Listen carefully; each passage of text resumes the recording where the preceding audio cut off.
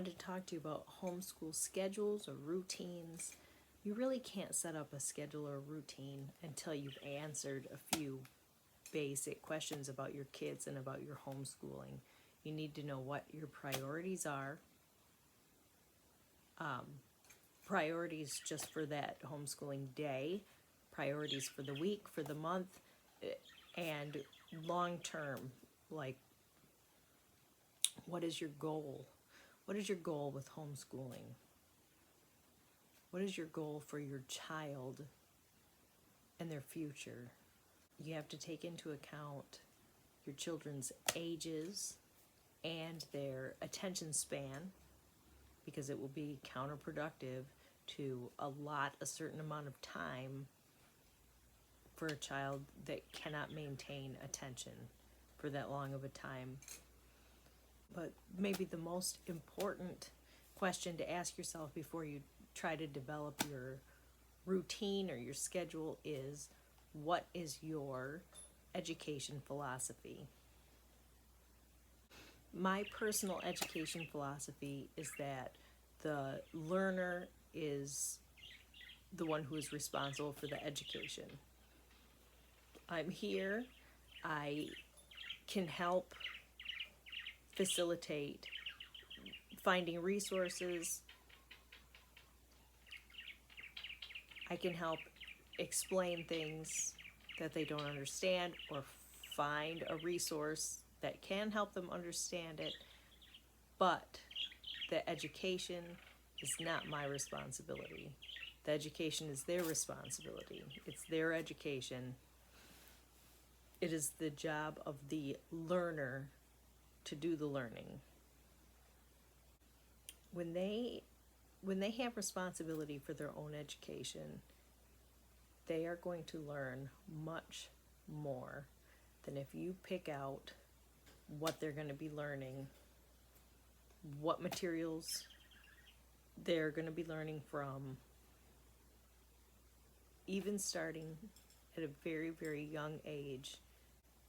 You need to encourage them to help you pick out your books, educational TV and movies, educational activities, and the subject matter. If they're not interested, you're going to just be wasting your time trying to get them to learn that subject matter. My long-term goal with homeschooling my children is that they become adults who are responsible, can live on their own, and can take care of all of their living needs, job, finances, etc. I know that sounds like a really low bar.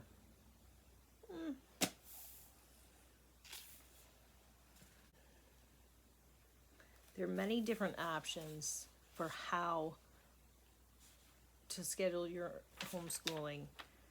Home is not school. One of the reasons that parents choose to homeschool is that they don't want to be dictated to that 9 a.m. is math, and then the bell rings and you have to be done and you have to move on to something else. Some people do better with a very strict schedule. I don't think small children do well with a very strict schedule. A lot of homeschoolers will talk about trying to reproduce school at home with the set. At 8 o'clock we do this, at 9 o'clock we do history, at 10 o'clock we read a book. That does not work for me. One of the benefits of homeschooling is that you don't have to organize your school day like that. In fact, we kind of don't have school days. We learn every day. Children are learning all the time anyways. So there are a few structured things that I make them do. Another scheduling method that a lot of homeschoolers use is called time boxes, where you use anchors and set time limits. The anchors being things like breakfast, lunch, afternoon nap, afternoon playtime. For example, breakfast is at 8 a.m. and then in between breakfast and lunch, then you have your list of things that you need to accomplish. That's kind of how I do it, but not exactly. I was influenced many years ago by Marla Silly as the Fly Lady. I don't know if you are familiar with the Fly Lady and her method of organizing and cleaning a home, but it was very helpful to me. And basically it's checklists, morning, noon, and night, daily checklist, weekly checklist, monthly checklist, and I have been using that for my home for a long time. I have been using Fly Lady's method for housekeeping for many, many years, and I really have used that method to incorporate homeschooling and also my personal exercise. I set a goal for morning, noon, and night, daily, weekly, monthly exercise goals, and also homeschooling goals. So we have a checklist of chores the boys get done during the school day, and a checklist of chores that need to get done by the end of the week. If they don't get their chores done by the end of the week, there's no Saturday evening dessert.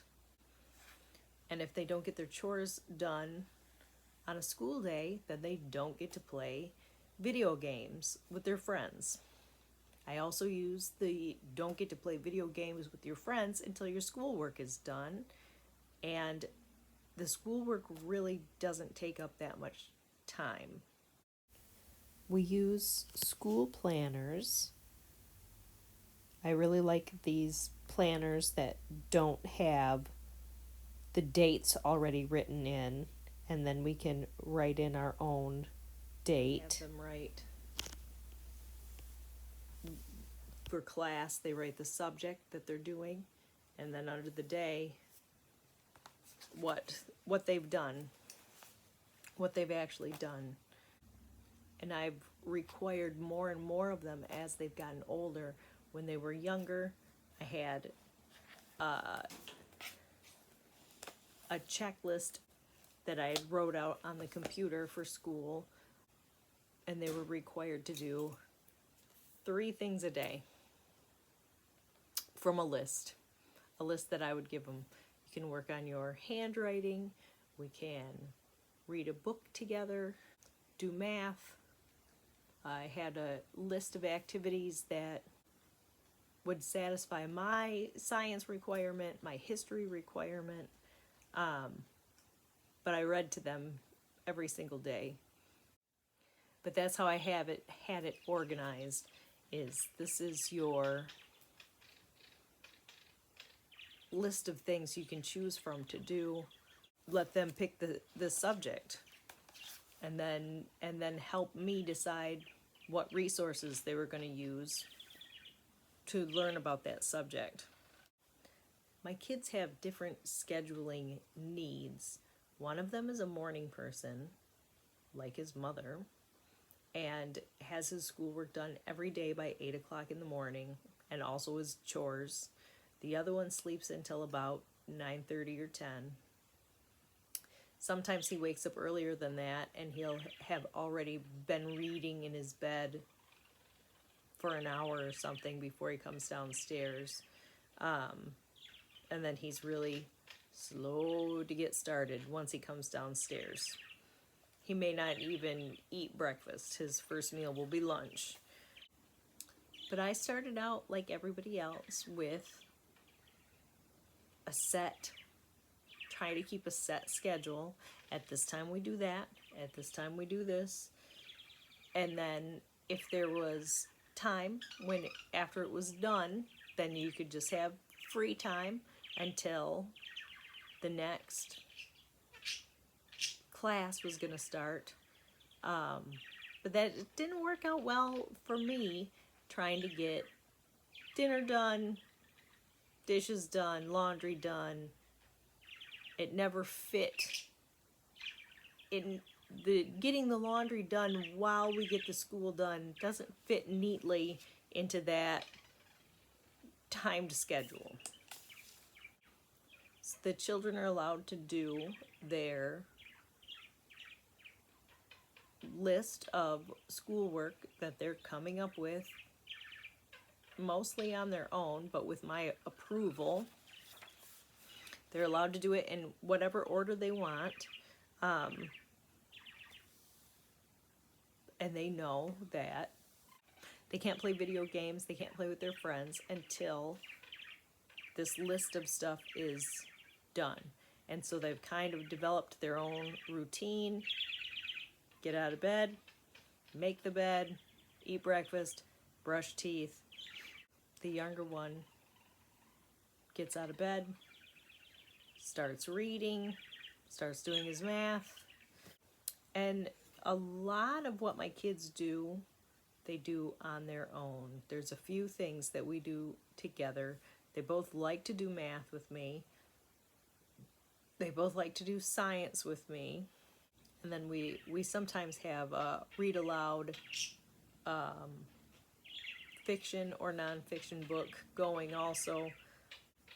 And I work typically 2 days a week. So having them be able to manage their own time and get their things done without me there watching is very helpful.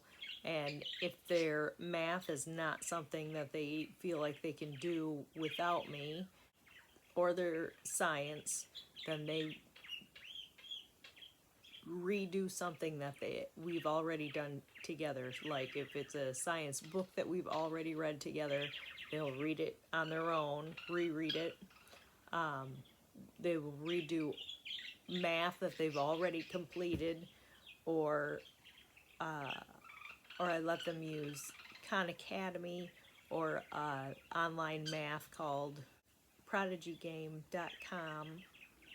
It's a free math game online, and I can set goals on Khan Academy and Prodigy that they have to hit, and then I can check and know that they've hit those goals without me actually being there and supervising. One of the things that I've learned in starting with a schedule, even if the material is stuff that they want to learn about and that they want to do, they still will get distracted and want to do something else. So you have to be mindful of a few things. You have to really train them that first you do what's required of you, and then you can go do something else. One of the mistakes that I see homeschooling families make is trying to reproduce school at home. They get desks, they get the hourly schedule, and they overschedule, and they're filling out worksheets, and they're doing curriculum, and they're making school last all day. The mom is going to flame out, and the kids are going to flame out. You really need to be cognizant of their attention span for that type of thing. And if they don't like it, they're not going to learn anything. If they're crying, they're not going to learn anything. It's better for me to have a more relaxed attitude about it. If they're struggling to get something done in a reasonable amount of time, then it needs to be scaled back. And if they are getting something done much too quickly, if they're only spending a couple of minutes on it, then it's not enough or it's not difficult enough and you need to scale it up. My favorite analogy about the homeschool schedule is from Julie Bogart of Brave Writer, where she made an analogy about meal planning. You plan the entire week's meal and you buy all the food for every meal, and something happens where one meal doesn't get eaten, and so you make the kids eat it with their dinner because you got to get caught up on the meals, and then they can't eat their dinner, and so you transfer it over to the breakfast and they can't eat it all. And we would never do that with meals. And the same thing is true with the homeschooling.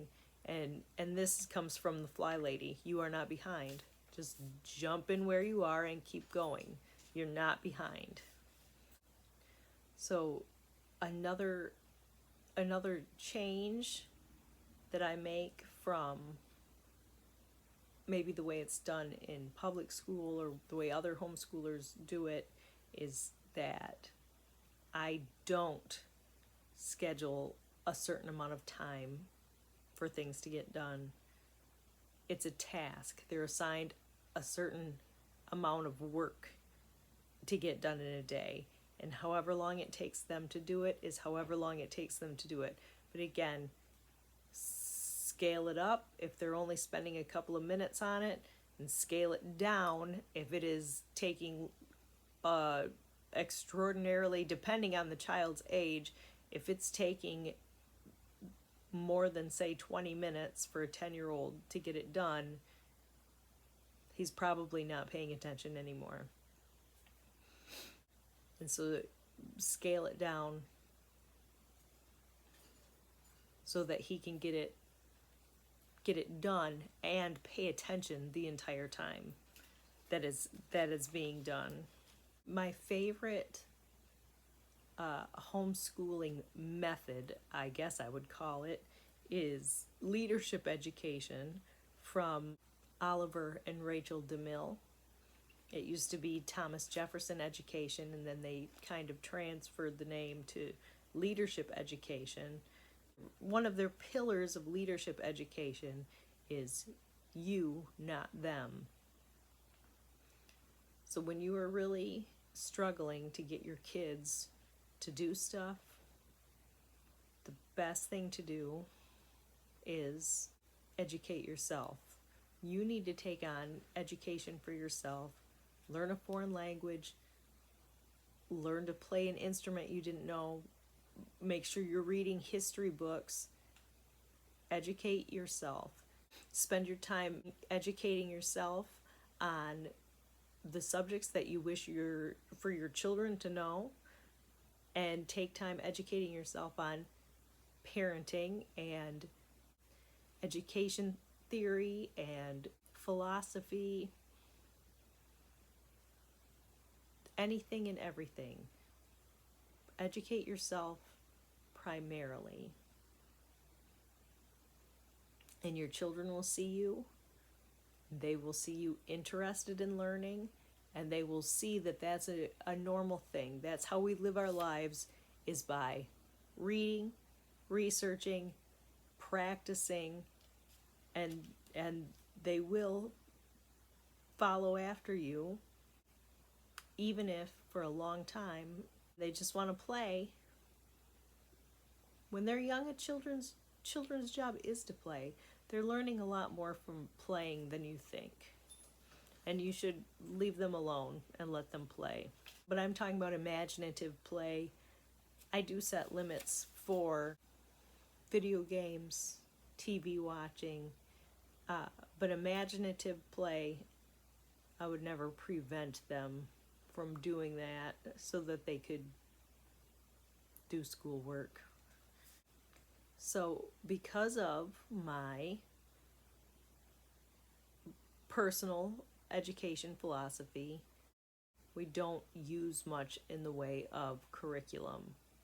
We go and get actual books, fiction and nonfiction, use documentaries, go to museums, do projects, but primarily books and library books, because if your child thinks he wants to learn something and you start reading a book about it, and maybe the book is not interesting, you can just swap it out with a different book or swap it out with a different subject, where a lot of times a curriculum, you will feel like you're tied to that curriculum because you paid for it, and tied to the way that they have the curriculum laid out. So my preference is books written by experts in the subject. A lot of times curriculum is not written by experts. It's written by teachers. And don't get me wrong, teachers have a place, and teachers are great and do a great service to society. But if you want to learn something, you want to learn from an expert in that subject area, remember back to how you learn. And when you focus on yourself and not your kids, you will realize how you learn. Think of areas where maybe you have some expertise. How did you learn those things? Did someone teach you, or was it knowledge that you sought out? Was it something that you thought was interesting? Just keep that in mind, because forcing your children to watch YouTube lectures or read books on subjects that do not interest them, they're not going to retain anything. So once a week, we talk about, what are you going to do this week for science? What are you going to do this week for history? What are you going to do this week for math? Because we have a few options that we switch between. I have been using Life of Fred for math, and that's after trying a lot of different things. Life of Fred with supplemental basic addition, subtraction, multiplication, division practice, and some Khan Academy supplementation, I feel like is really helping my kids to think mathematically, logically. So we have this conversation once a week. We bring all the supplies then they're going to need for that next week and put it in a basket or their spot on the shelf. And then when they're ready to do their schoolwork, there is all their stuff. And I also require a school journal, composition book that we've got fancy duct tape on and some stickers. And then he writes in it every day. His Life of Fred gets written in here, and if he chooses to read a book or watch a documentary for history or science, something that doesn't have some kind of activity attached to it, they have to pick something to write in their journal every day. And I don't care if it's something from their memory, something that struck them as interesting in their reading, and they write it down. If nothing was particularly interesting, just pick a sentence or a paragraph and copy it into your journal. So some of the things that I let them choose between is games. We do a lot of game schooling, art and making music, watching documentaries and movies, reading books. We haven't been able to go to as many museums recently because of the pandemic, but we did like to go to museums. They could do projects, some online games or online programs. I do have some workbooks or more structured activities they could do, or flashcards on different subjects. One tip that is good for everything that you're trying to do in life: work, school, starting a business, starting an exercise routine. A piece of very good advice is do the hardest thing first. I'm still trying to convince my kids of that, but someday they'll thank me. Mingled in between their schoolwork during the day is the chores that they're expected to do. There's some that they're expected to do every single day, and there's some that they're expected to do just once a week. And then if it's screw around time, then it's screw around time. There's just screwing around, and that's fine. But I have to insist that they not get a hold of a electronic device or video games or watch Disney until the school's done, the chores are done.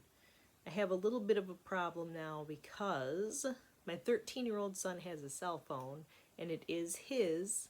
We told him that if he bought it, he could have it, and he bought himself a track phone, and he's been paying for minutes for it every month since October. So I'm not sure what to do about that, because I feel like I can't take it away from him because it's his property. But I do frequently ask him to put it up, to put it somewhere else. He's not allowed to sleep with it in his room.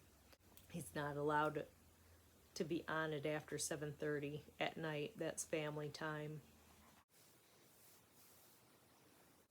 But I'm not sure about what the right thing is to do with taking it away from him during the school day, because it is his property, and I want him to understand that we respect people's property,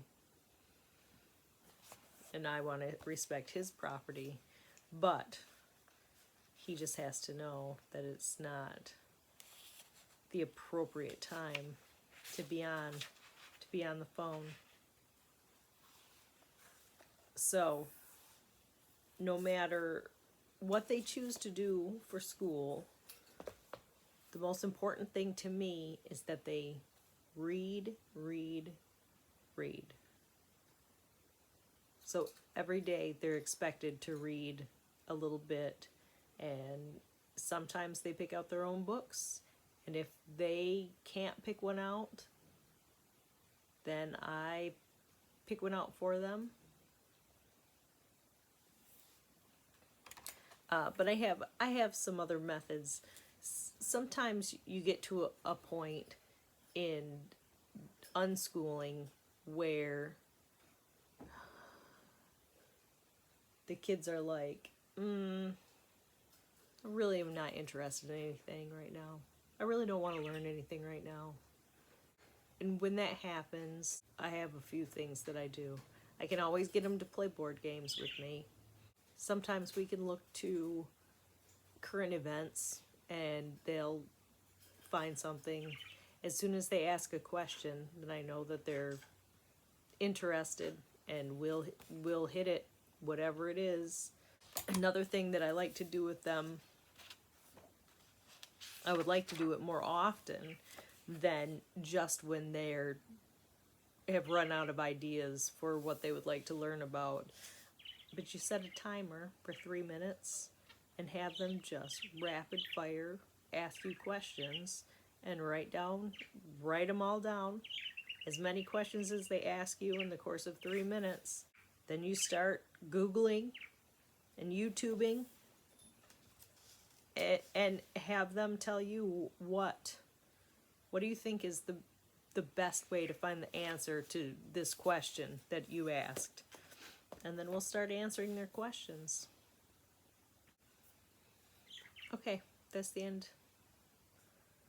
That's all I have to say about scheduling.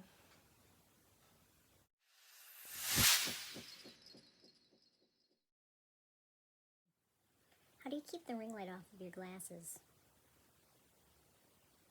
I'll do the whole thing in profile.